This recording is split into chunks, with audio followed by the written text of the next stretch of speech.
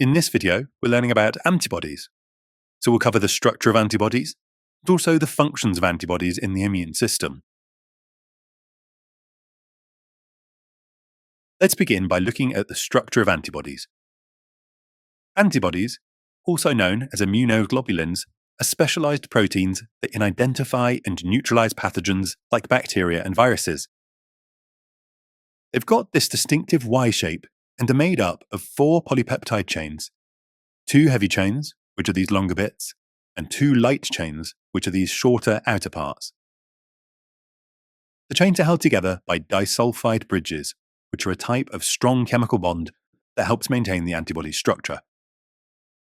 Each antibody's got a constant region, which covers the base of the heavy and light chains, so basically everything here in blue, and then also a variable region at the top of these chains, which is everything here in green. If we grab an immune cell, we can see that it's got antibodies on its surface, and the constant region is the part of the antibody that can bind to receptors on our immune cells. And this region is pretty much the same for all antibodies.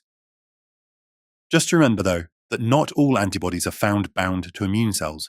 Some of them just float freely in our body fluids. On the other hand, the variable region is where the antibody binds to a specific antigen, so it needs to be unique to each type of antibody. And then finally, we've got the hinge region, and this part provides flexibility, which allows the antibody to move and bind to antigens effectively. Remember here though, that antigens are just structures that the immune system can recognize and respond to, and they're usually found on the surface of pathogens. Now that we understand their structure, let's explore the functions of antibodies in the immune system. When the variable region of an antibody binds to an antigen, it forms an antigen-antibody complex. Once this complex forms, it allows the immune system to destroy pathogens in several ways. First, we have agglutination, which is when the 2 arms of the antibodies bind to antigens on different pathogens, which causes the pathogens to clump together. This makes it easier for immune cells to detect and to destroy these clusters by phagocytosis, because phagocytes can then engulf and digest multiple pathogens at once. As well as agglutination, antibodies also tag pathogens in order to make these pathogens more recognizable to phagocytes. When they do this tagging, we say the antibodies are acting as opsonins. Next, there's neutralisation, which is when antibodies bind to antigens, and in doing so, they block these pathogens' binding sites. This is useful because some pathogens, like viruses, use their binding sites to enter cells, and so blocking the binding sites effectively prevents the pathogen from infecting host cells.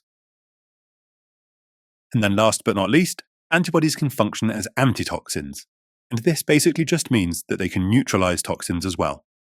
These toxins are harmful substances released from pathogens, and antibodies bind to them, just like they do to the antigens on the surface of cells, and this prevents these toxins from causing harm to your cells.